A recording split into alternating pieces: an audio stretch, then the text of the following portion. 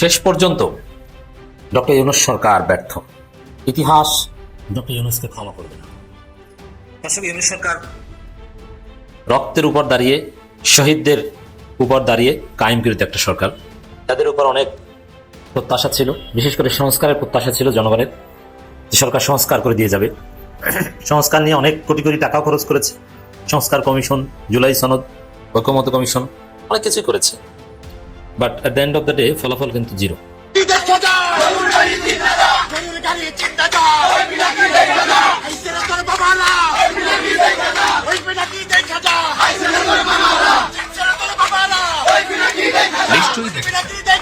অনেক বাড়িঘর জয় বাংলা করার আমাদের যিনি কি বলে যে মূল নায়ক আছে পিনাকি দা, তো আজকে ওনার বাড়ির সামনে মানে গতকালকের একটা ভিডিও দৃশ্য, যে বগুড়াতে সম্ভবত তার যে বাসভবন আছে সেই বাসভবনের সামনে প্রকাশ্যে একদল নেতাকর্মী এভাবে স্লোগান দিয়েছেন।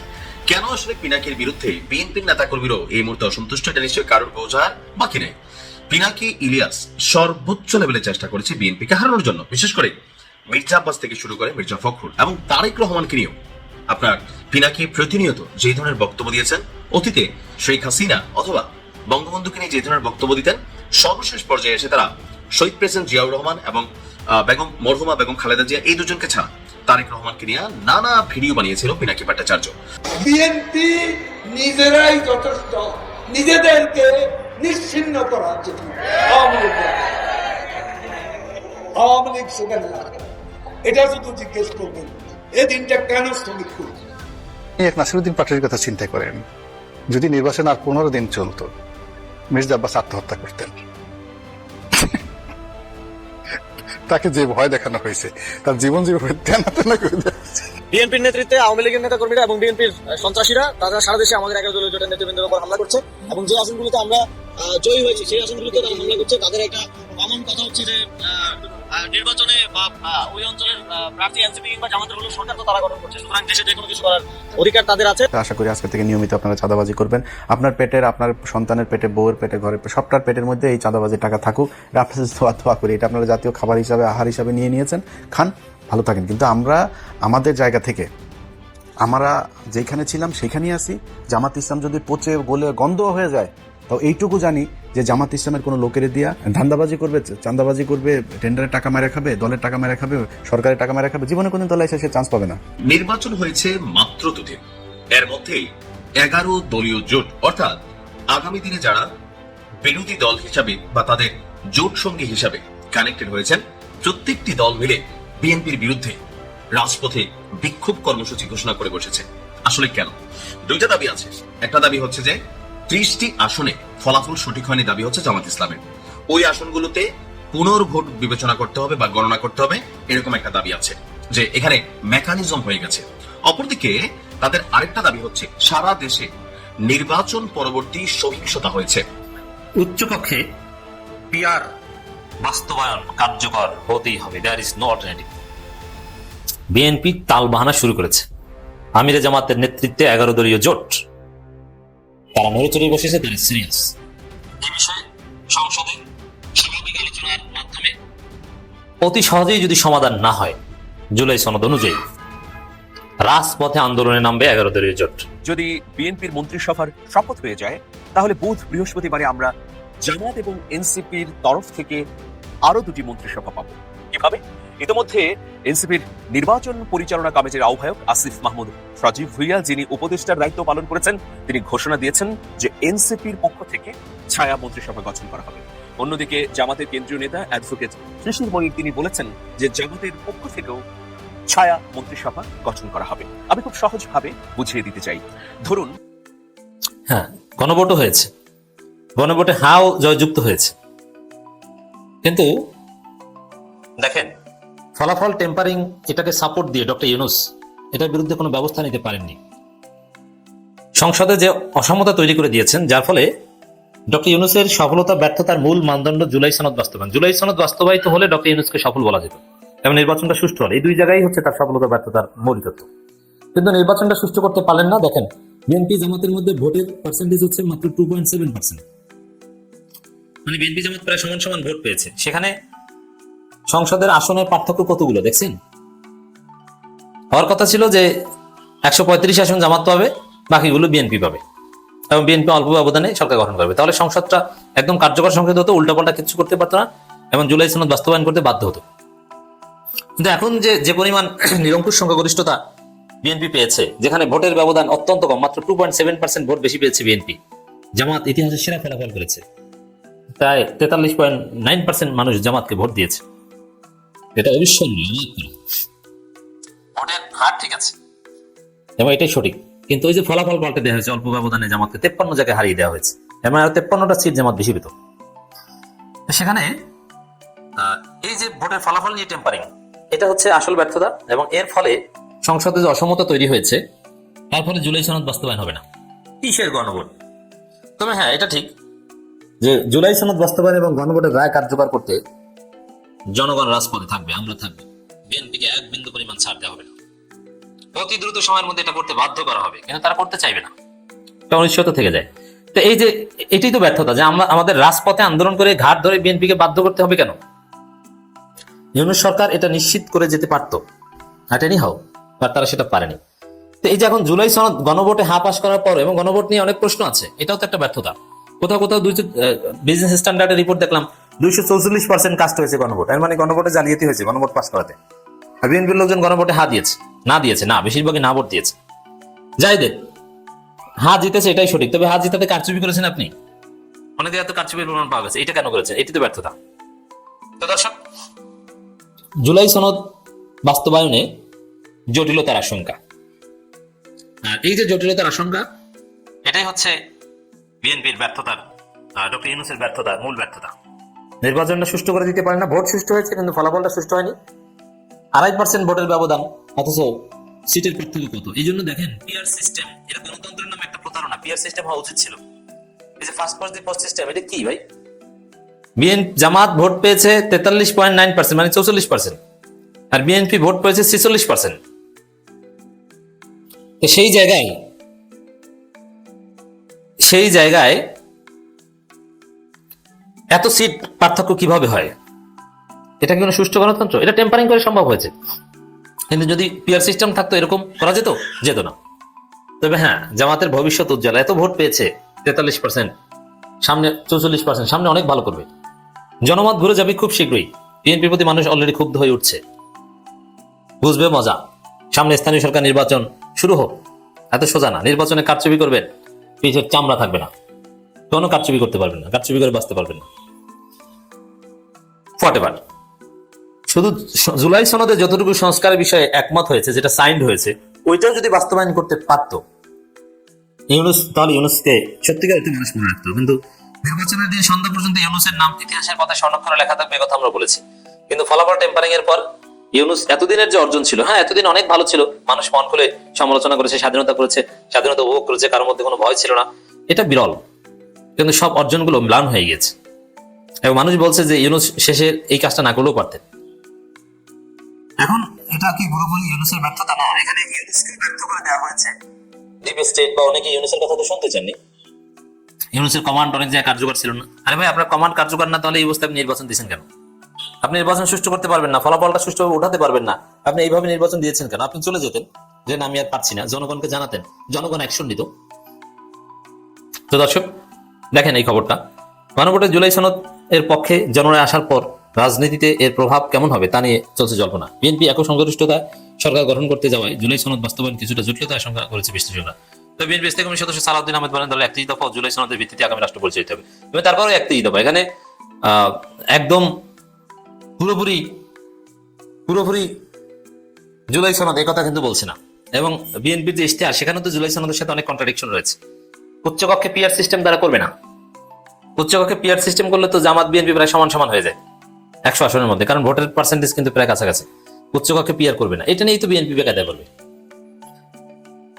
কারণ বিএনপির ইশতেহারে উচ্চকক্ষে পিআর বিরোধিতা করা হয়েছে। উচ্চকক্ষের ক্ষমতাকে তাদের ইশতেহারে কমিয়ে দেওয়ার কথা বলা হয়েছে, যেটা জুলাই সনদের পরিপন্থী। ত্রয়োদশ জাতীয় সংসদ নির্বাচনের সঙ্গে অনুষ্ঠিত গণভোটে অংশ নেন 7,06,40,056 জন ভোটার, যা মোট ভোটারের 60.26%। এত মানুষ মানে যারা ভোট দিয়েছে তাদের মধ্যে মানে 60 পয়েন্ট, তাহলে একটা বড় অংশ গণভোটে না ভোট দিয়েছে। তারা কারা? তারা বিএনপি। হ্যাঁ, আওয়ামী লীগ ভোট দিতে এসেছে বলে মনে হয় না। আওয়ামী লীগের কিছু লোক ভোট দিতে এসেছে। নির্বাচন কমিশনের তথ্য মতে সনদের পক্ষে হা ভোট করেছে 68.07% এবং যেটা 4 কোটি 80 লাখ, তাহলে 4 কোটি 80 লাখ 74,422, আর না ভোট করেছে 31.93%। এরা কারা? এরা বিএনপি। 2 কোটি 25 লাখ মানুষ না ভোট দিয়েছে, 2,25,65,627টি।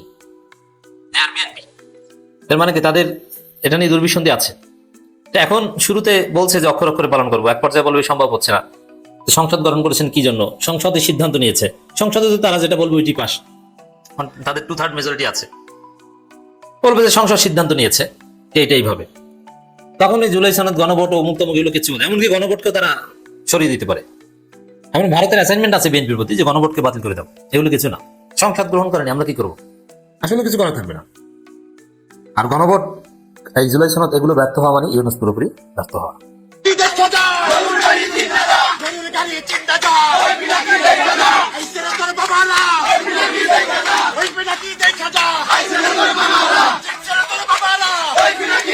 নিশ্চয়ই দেখেছেন অনেক মানুষের বাড়িঘর জয় বাংলা করার আমাদের যিনি কি বলে যে মূল নায়ক আছেন পিনাকি দা। তো আজকে ওনার বাড়ির সামনে মানে গতকালকের একটা ভিডিও দৃশ্য, যে বগুড়াতে সম্ভবত তার যে বাসভবন আছে সেই বাসভবনের সামনে প্রকাশ্যে একদল নেতাকর্মী এভাবে স্লোগান দিয়েছেন। কেন আসলে পিনাকির বিরুদ্ধে বিএনপির নেতাকর্মীরাও এই মুহূর্তে অসন্তুষ্ট, এটা নিশ্চয়ই কারোর বোঝার বাকি নেই। পিনাকি ইলিয়াস সর্বোচ্চ লেভেলে চেষ্টা করেছে বিএনপিকে হারানোর জন্য, বিশেষ করে মির্জা আব্বাস থেকে শুরু করে মির্জা ফখরুল এবং তারেক রহমানকে নিয়েও। আপনার পিনাকি প্রতিনিয়ত যে ধরনের বক্তব্য দিয়েছেন, অতীতে শেখ হাসিনা অথবা বঙ্গবন্ধুকে নিয়ে যে ধরনের বক্তব্য দিতেন, সর্বশেষ পর্যায়ে এসে তারা শহীদ প্রেসিডেন্ট জিয়াউর রহমান এবং বেগম মরহুমা বেগম খালেদা জিয়া এই দুজনকে ছাড়া তারেক রহমানকে নিয়ে নানা ভিডিও বানিয়েছিল পিনাকি ভট্টাচার্য। তো এমনকি নির্বাচনের দিনও, নির্বাচনের আগের দিনও ইনকিলাব জিন্দাবাদ, হাদি জিন্দাবাদ বলে ক্যান্ডিডেটরা ভিডিও দিছিলেন। তো স্বাভাবিকভাবে ধরেন যারা এই বিষয়গুলো নিয়ে ঝামেলায় পড়ছে বা ভোটের মধ্যে টেনশনে ছিল, তাদের মধ্যে একটা জোয়ার উচ্ছ্বাস আসছে। ধানমন্ডি 32-এ বুলডোজার পাঠিয়েছিলেন পিনাকি ভট্টাচার্য, মানে বারবার সেনাবাহিনী সহ যেন মানে উচ্ছ্বসিত জনতা সমান করে ফেলে। তো পিনাকি কি ভাবছিল যে তার বাড়ির সামনেই 32-এর চিত্রের কাছাকাছি লেভেলের হবে? তবে ভাগ্য ভালো, পিনাকির বাড়িঘর ভাঙচুর হয় নাই, শুধু এখানে স্লোগান দেওয়া হয়েছে। তবে কিছুটা কপাল খারাপ হচ্ছে এই জায়গায় পিনাকি এবং ইলিয়াসের, যে আওয়ামী লীগ সরকারের সময় তারা সরকারকে নিয়ে নানান মন্তব্য করেছে, পজিটিভ ছিল, নেগেটিভ ছিল, তো সবকিছু মিলিয়ে আওয়ামী লীগ সরকারের চক্ষুষণ ছিল। পরবর্তীতে ওই সময় তাদেরকে বিএনপির নেতাকর্মীরা প্রায় ধরেন মাথায় তুলে নাচত। আর যখন সরকার পতন হলো, দেখা গেল যে এই গত 18 মাসে বিএনপির বিরুদ্ধে শক্ত অবস্থান তৈরি করেছিল পিনাকি ভট্টাচার্য, এমনকি জামাত এনসিপির পক্ষে তাদের একটা শক্ত অবস্থান ছিল। তো যখন পিনাকি আপনার দিনরাত বিএনপিকে গুতাগুতি করে আসলে এরকম কোনো কিছু করতে পারলো না, জনগণ ভোট দিয়ে বসলো, তখন আপনার পিনাকির বাড়ির সামনে গিয়া এই যে দৃশ্যপট ভিডিওর প্রথমে আমরা দেখলাম, সে বিরল দৃশ্যের দেখা মিলল। এখানে একটা মজার বিষয় হচ্ছে, এর আগেও আপনাদের খেয়াল থাকার কথা, আমি নিজে একটা ভিডিও করছিলাম যে পিনাকির বাড়িতে গভীর রাতে কে বা কারা ক্যামেরার সামনে গিয়া একটা অগ্নিকাণ্ড ঘটাতে চাইছে, ছোটখাটো, বড় ধরনের কোনো ক্ষতি হয়নি। তখনও পিনাকি এটা নিয়ে অনেক বক্তব্য দিয়েছিল। আর আজকের দিনে তার বাড়িতে গিয়া প্রকাশ্যে মানুষ ভিডিও ফুটেজ করে স্লোগান দিচ্ছে, মিছিল করছে। পিনাকিদার একটা জিনিস হয়তো বোধগম্য না, এদেশের মানুষে আপনি যা শিখাইবেন এটা দিন শেষে আপনার উপরেই ভাই ফিরে আসবে, অর্থাৎ মবের সংস্কৃতি। এতদিন আপনি বিএনপিকে নিয়ে কথা বলছেন, ক্ষমতায় ছিল না, এখন যদি বিএনপিকে নিয়ে বা তারেক রহমানকে নিয়ে দেখেন, অন্যায় করলে আমরাও কথা বলি, সবাই বলি, তবে যেভাবে কাউন্টার করা হয়েছে বা আই হ্যাভ এ প্ল্যানের মধ্যে যেভাবে ন্যারেটিভ তৈরি করা হয়েছে নেগেটিভলি, যে তারেক রহমানের এই প্ল্যান হচ্ছে দেশ বিক্রির প্ল্যান, ভারতের সাথে আঘাত করছে, এই করছে সেই করছে, যেখানে খোদ পিনাকিদা নিজেই ভারতের পাসপোর্ট নিয়ে তিনি মানে দেশ ছাড়ছেন। তো এরকম অনেক কিছুর মধ্যে তিনি যে ন্যারেটিভ তৈরি করার চেষ্টা করছেন সেটা কাজে দেয় নাই। আর আজকে উল্টা ওনার বাড়ির সামনেই আমরা ধানমন্ডি 32-এর চিহ্ন, মানে চিত্র না, ওটা 100 বলে এটা ছিল 10। তবে ভবিষ্যতে এমন ঘটনা হয়তো বা আরো ঘটতে পারে, দেখা যাক কি হয়, সময় বলে দিবে। ভালো থাকুন। জামাত এনসিপিও গঠন করতে যাচ্ছে ছায়া মন্ত্রিসভা, অবাক ঘটনা। প্রিয় দর্শক, ছায়া মন্ত্রিসভা এটা আবার কি? এই বিষয়েই আজকের পূর্ণাঙ্গ আলোচনা। পশ্চিমা বিশ্বে এই ধরনের ছায়া মন্ত্রিসভা গঠন করার প্রবণতা রয়েছে। পশ্চিমা বিশ্বের বিভিন্ন রাষ্ট্রে গণতন্ত্রকে শক্তিশালী করবার জন্য এই ধরনের উদ্যোগ দেখা যায়, এবং এসব উদ্যোগের মধ্য দিয়ে দেশের মানুষের কল্যাণ যেমন হয়, একইভাবে সরকারকে সোজা পথে রাখতে ভূমিকা পালন করে। প্রিয় দর্শক, আমরা বিভিন্ন সময়ে বাংলাদেশে ছায়া বাজেট উত্থাপন করতে দেখেছি। যখন বিএনপি ক্ষমতায় ছিল তখন আওয়ামী লীগের পক্ষ থেকে এই ধরনের উদ্যোগ দু একবার দেখা গেছে। অন্যদিকে যখন আওয়ামী লীগ ক্ষমতায় ছিল ঠিক বিএনপি এবং জামাত আলাদা আলাদা ভাবে দু একবার ছায়া বাজেট উত্থাপন করেছে। ছায়া বাজেটের মধ্য দিয়ে কি হয় যে সরকার যে বাজেট পেশ করছে সেই বাজেটের ভুল ত্রুটি উপস্থাপন করে বিরোধী দল যদি ক্ষমতায় থাকতো তাহলে কি ধরনের জনবান্ধব বাজেট উপস্থাপন করত সেটারই মূলত একটা বর্ণনা বা বিবৃতি উপস্থাপন করা হয় জনগণের সামনে। তো দেখুন এবার যে কনসেপ্ট আমাদের সামনে এসেছে ছায়া মন্ত্রিসভা, শুনতেও কিন্তু খুব চমৎকার লাগে। তাহলে কি বিরোধী দলও আলাদা মন্ত্রিসভা গঠন করছে বা বিরোধী দল থেকেও মন্ত্রী হচ্ছে? বিষয়টা কি আমি একটু ক্লিয়ার করছি। ধরুন বিএনপির নেতৃত্বাধীন এই নতুন সরকার গঠিত হলো, নতুন সরকারের মন্ত্রীরা কে কেমন দক্ষ, যোগ্য বা প্রাজ্ঞ সেগুলো বিবেচনা করে জামাত এবং এনসিপির পক্ষ থেকেও প্রত্যেকটা মন্ত্রণালয়ের বিপরীতে একজন দায়িত্বশীল ব্যক্তিকে সামনে রেখে ছায়া মন্ত্রী হিসেবে দায়িত্ব দেওয়া হলো। আমরা শুনেছি যে দু একদিনের মধ্যে মন্ত্রিসভা গঠিত হবে। আমরা শুনেছি মঙ্গলবারে মন্ত্রিসভার সদস্যরা শপথ নেবেন। কেমন হবেন এই মন্ত্রিসভাকে তারুণ্য নির্ভর হবে, কারা কারা থাকবেন এটা নিয়ে অনেক গুঞ্জন ছড়াচ্ছে, কিন্তু আমরা এখনো স্পষ্ট করে বলতে পারছি না কে কোন মন্ত্রণালয়ের দায়িত্ব পাচ্ছেন। তবে মঙ্গলবারে যদি বিএনপির মন্ত্রিসভার শপথ হয়ে যায় তাহলে বুধ বৃহস্পতিবারে আমরা জামাত এবং এনসিপির তরফ থেকে আরো দুটি মন্ত্রিসভা পাবো। কিভাবে? ইতিমধ্যে এনসিপির নির্বাচন পরিচালনা কমিটির আহ্বায়ক আসিফ মাহমুদ সজীব ভুইয়া, যিনি উপদেষ্টার দায়িত্ব পালন করেছেন, তিনি ঘোষণা দিয়েছেন যে এনসিপির পক্ষ থেকে ছায়া মন্ত্রিসভা গঠন করা হবে। অন্যদিকে জামাতের কেন্দ্রীয় নেতা অ্যাডভোকেট শিশির মনির তিনি বলেছেন যে জামাতের পক্ষ থেকেও ছায়া মন্ত্রিসভা গঠন করা হবে। আমি খুব সহজভাবে বুঝিয়ে দিতে চাই।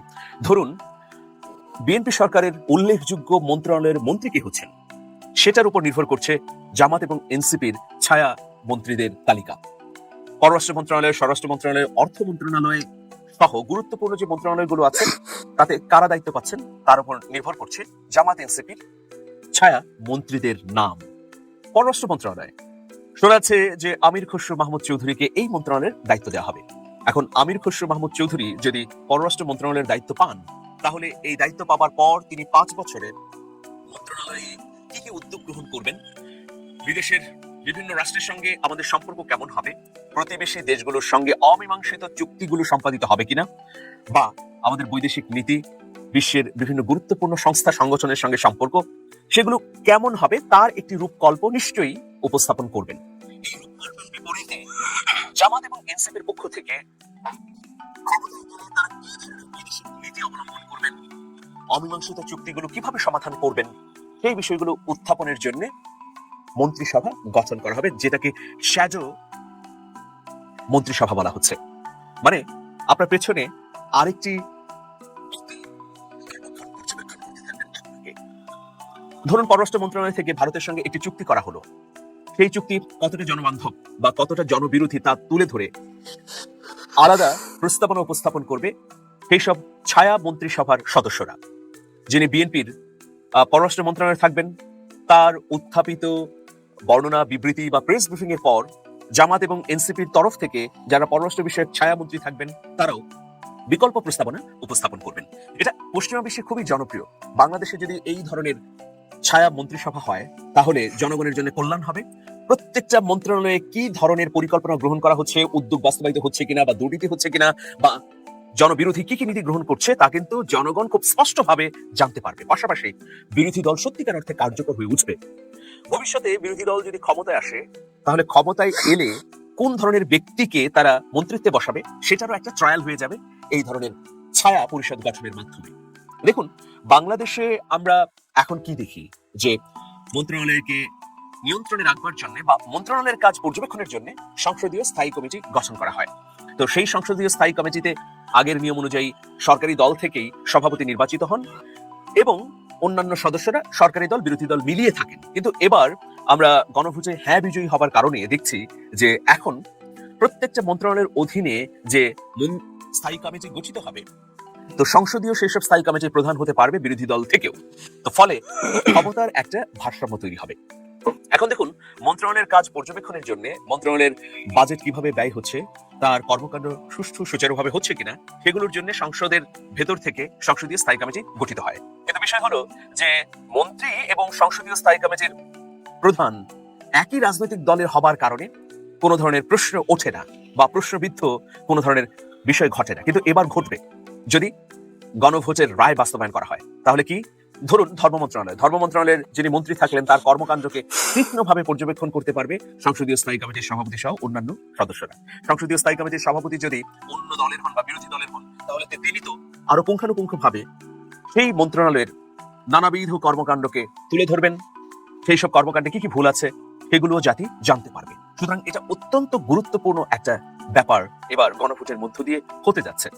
এখন সন্দেহ তৈরি হয়েছে যে গণভোট আদতে বাস্তবায়িত হবে কিনা। বিএনপি গণভোটকে সম্মান করে গণভোটে যে যে প্রস্তাবনাগুলো আছে, যেগুলোকে আমরা জুলাই সনদ বলছি, সেগুলো বাস্তবায়ন করবে কিনা, নাকি যেহেতু একক সংখ্যাগরিষ্ঠতা পেয়েছে, 200-রও বেশি আসন পেয়েছে, সুতরাং এই একক ক্ষমতা বলে তারা পুরনো বন্দোবস্ততেই থাকবে, নতুন বন্দোবস্তে আসবে না, এই ধরনের আশঙ্কাও আছে। তো সকল আশঙ্কা পেরিয়ে আমরা যদি জামাত এবং এনসিপির পক্ষ থেকে ছায়া মন্ত্রিসভা পাই, তাহলে বাংলাদেশের গণতান্ত্রিক ইতিহাসে নতুন ঘটনা ঘটবে। আমরা প্রাথমিকভাবে এই তথ্য পাচ্ছি যে 30 জন মন্ত্রীর শপথ পড়াবে বিএনপি সরকার। বিএনপি সরকারের তরফে নতুন পুরনো মিলিয়ে 30 জন ব্যক্তিকে দায়িত্ব দেওয়া হবে 30টি মন্ত্রণালয়ের। কেউ কেউ একাধিক দায়িত্বও পাবেন। তারেক রহমানের হাতে প্রধানমন্ত্রিত্ব এবং প্রতিরক্ষা মন্ত্রণালয়ের দায়িত্ব থাকবে। তো দেখুন, এর বাইরে যে 30 জন ব্যক্তিকে বিএনপি সরকার মন্ত্রী হিসেবে ঘোষণা দেবে, তার বাইরে জামাতের পক্ষ থেকেও যদি আমরা ছায়া মন্ত্রী হিসেবে 30 জন ব্যক্তিকে পাই এবং এনসিপির পক্ষ থেকে আরো 30 জন ব্যক্তিকে পাই, তাহলে জনগণের সামনে স্পষ্ট হয়ে যাবে যে বিএনপির মন্ত্রী বেটার নাকি জামাতের ছায়া মন্ত্রী বেটার, কে কোন সেক্টরে কতটা দক্ষ, এই ছায়া মন্ত্রণালয় গঠনের মধ্য দিয়েও স্পষ্ট হয়ে যাবে। সুতরাং আমরা মনে করছি বাংলাদেশে এটা একটা নতুন দিগন্ত উন্মোচন করবে। আর যদি উচ্চকক্ষ ভোটের আনুপাতিক হারে গঠিত হয়, তাহলে তুমুল জমজমাট হয়ে উঠবে উচ্চকক্ষ। আপনারা নিশ্চয়ই জানেন যে এখন যারা সংসদ সদস্য নির্বাচিত হলেন তারা হচ্ছেন নিম্নকক্ষের সদস্য, আর উচ্চকক্ষের সদস্য হবেন ভোটের আনুপাতিক হারে। ধরুন বিএনপি 46% ভোট পেয়েছে, তাহলে সেই অনুপাতে 46 জন সংসদ সদস্য হবে উচ্চকক্ষে। আবার জামাত পেয়েছে 43%, সুতরাং 43 জন হবেন। হিসাবটা আসলে এরকম। তো ফলে উচ্চকক্ষ খুব গুরুত্বপূর্ণ হয়ে উঠবে, ক্ষমতার ভারসাম্য তৈরি করবে। নিম্নকক্ষে যত গুরুত্বপূর্ণ সিদ্ধান্ত পাশই হোক না কেন, সেগুলোর জন্য উচ্চকক্ষে আবার অনুমোদন লাগবে। তো নতুন বাংলাদেশ যদি জুলাই সনদ অনুযায়ী পরিচালিত হয়, তাহলে আমরা নতুন অনেক কিছু দেখতে পাবো। সরকারি দল একচ্ছত্রভাবে ক্ষমতা ভোগ করতে পারবে না, প্রধানমন্ত্রীর ক্ষমতাও বন্টিত হবে প্রেসিডেন্টের ক্ষমতার সঙ্গে ভাগাভাগি করে। একইভাবে বিরোধী দল থেকে ডেপুটি স্পিকার নেওয়া হবে, ফলে সংসদীয় গণতন্ত্রে আরো নতুন নতুন অনেক পালক যুক্ত হবে। আমরা সেদিকে তাকিয়ে আছি, দেখা যাক, ভালো কিছু হবে বলে প্রত্যাশা করছি। তবে গণভোটের রায় যদি বাস্তবায়ন না করা হয়, তাহলে জনগণ হতাশ হবে এবং জনগণ জুলাইয়ে রক্ত দিয়ে যে অভ্যুত্থান করেছিল সেটা হোঁচট খাবে। সবাই ভালো থাকবেন। নির্বাচন হয়েছে মাত্র 2 দিন, এর মধ্যেই 11 দলীয় জোট, অর্থাৎ আগামী দিনে যারা বিরোধী দল হিসাবে বা তাদের জোট সঙ্গী হিসাবে কানেক্টেড হয়েছেন, প্রত্যেকটি দল মিলে বিএনপির বিরুদ্ধে রাজপথে বিক্ষোভ কর্মসূচি ঘোষণা করে বসেছে। আসলে কেন? 2টা দাবি আছে। একটা দাবি হচ্ছে যে 30টি আসনে ফলাফল সঠিক হয়নি, দাবি হচ্ছে জামাত ইসলামের। ওই আসনগুলোতে পুনর্ভোট বিবেচনা করতে হবে বা গণনা করতে হবে, এরকম একটা দাবি আছে, যে এখানে মেকানিজম হয়ে গেছে। অপরদিকে তাদের আরেকটা দাবি হচ্ছে সারা দেশে নির্বাচন পরবর্তী সহিংসতা হয়েছে। আজকে আমি দেখলাম এনসিপির যিনি প্রধান আছেন, এক ধরনের আসিফ মাহমুদ, তিনি বললেন প্রায় 1000-এরও বেশি মানুষ নাকি আহত হয়েছে। তবে তথ্যসূত্র কতটুকু সঠিক বেঠিক এটা নিশ্চয়ই তিনি ভালো জানেন।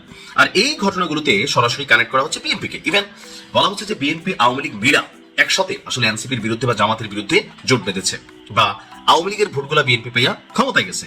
সো এরকম নানান বক্তব্য যখন দিচ্ছে, তখনই দেখলাম যে আপনার 11 দলীয় জোট তারা আগামী সোমবার রাজধানীতে বিক্ষোভ মিছিল করবে। অর্থাৎ আমি যখন নিউজটি করছি আজকে শনিবার, আগামীকালকে রবিবার, তার মানে পরশুদিন একটা বিক্ষোভ মিছিল হবে রাজধানীতে। আসরের পর বাইতুল মোকাররমের উত্তর গেট থেকে এই বিক্ষোভ মিছিলটি বের হবে। আজকে 11 দলীয় জোটের লিয়াজু কমিটির একটা বৈঠক হয়েছে। যেমন গতকালকে এনসিপির নেতা আক্তার, সার্জিস অনেকেই বলছিল যে বিভিন্ন জায়গায় তাদের রংপুর উত্তাল, এমনকি সেখানে আক্তারের বিরুদ্ধে স্লোগান হয়েছে। তাদের বক্তব্য, তাদের নেতাকর্মীদেরকে মাইকে ঘোষণা করে আপনার বিএনপি নেতাকর্মীরা তাদের উপর হামলা করেছে। কোথাও কোথাও জামাতের অভিযোগ হচ্ছে তাদের বিরুদ্ধে বাড়িঘরে ভাঙচুর করা হয়েছে। আবার বিএনপিরও দেখছি আমরা অভিযোগ আছে যে জামাত অধ্যুষিত এলাকায় তাদের নেতাকর্মীদের বাস টাস ভাঙা হয়েছে, বাড়িঘর পোড়ানো হয়েছে। অর্থাৎ নানান ধরনের অভিযোগ কিন্তু আছে। প্রশ্ন হচ্ছে যে এই অভিযোগগুলোর মধ্যে কোনটা সত্য, কোনটা মিথ্যা। এখন সোশ্যাল মিডিয়াতে আমরা এগুলো নিয়ে একটু বিপাকে পড়ি। আবার ধরেন যে যে দলের সাপোর্টার আছে, আমি মনে করি যে না, আমার দল যখন মারবে আমরা ঠিক আছি, অন্য দল মারলে এরা ফেসিস্ট, এরা আসলে বিরোধী, আমরা মক করলে ওকে ওরা করতে গেলে তখন ঝামেলা। এই বিষয়গুলোকে মাথায় নিয়ে নির্বাচন পরবর্তী সারা বাংলাদেশে ছোটখাটো কিছু ঘটনা কিন্তু আসলেই ঘটেছে। আর এই ঘটনাগুলোর কারণে বলা হচ্ছে যে যেহেতু বিএনপি শক্ত অবস্থানে আছে বা সরকার গঠন করছে, সো তাদের নেতাকর্মীরা বিভিন্ন জায়গায় আপনার প্রতিশোধ নিচ্ছে। এটা এনসিপির দাবি, এমনকি জামাত ইসলামের দাবি। সেই দাবি থেকে তাদের বক্তব্য, ভোটের আগেও দেশের বিভিন্ন স্থানে হামলার ঘটনা ছাড়াও ভোটের রাতেই অন্তত 21টি সহিংসতার ঘটনা ঘটেছে। নির্বাচনে ব্যাপক জয়ের মধ্য দিয়ে ক্ষমতায় বসতে যাওয়া বিএনপির লোকেরাই এসব সহিংসতা ঘটাচ্ছে বলে আপনার 11 দলীয় জোটের পক্ষ থেকে অভিযোগ করা হয়েছে। এখন এই যে অভিযোগ বা পাল্টা অভিযোগ, এই সকল কিছুর মধ্যে আপনার এই ধরনের বিক্ষোভ মিছিল আমি জানি না আসলে কতটুকু ফলপ্রসূ হবে, তবে হবে, যেহেতু এখন জামাতের সাথে আর অনেকগুলা দল আছে। এর মধ্যে প্রধান দল হিসেবে আমরা যদি ধরতে পারি এনসিপি, তারপরে হচ্ছে আপনার মামুনুল হক সাহেবের যে দল, সবকিছু মিলিয়ে তারা যদি একত্রিত হয়ে মাঠে নামে একটা রিয়েকশন হবে। তবে বিএনপির নেতাকর্মীরাও আপনার দেখা গেছে বিভিন্ন জায়গায় শক্ত অবস্থানে আছে, তারাও আপনার ছাপ হওয়ার পক্ষে না। এমনকি যেমন ধরেন বিএনপির নেতাকর্মীদেরকে যাদেরকে, যেমন মির্জা আব্বাস নাসিরউদ্দিন পাটোয়ারি যে পরিমাণ গুতাইছে, তো এই যে ধৈর্য ধরা পয়সা ছিল, একের পর এক কথা বলছে, হাফ প্যান্ট পরে বসে রাখবে, গ্যাংস্টার, সে এটা সে ওইটা, মানে ব্লা ব্লা ব্লা। ওই যে পুরো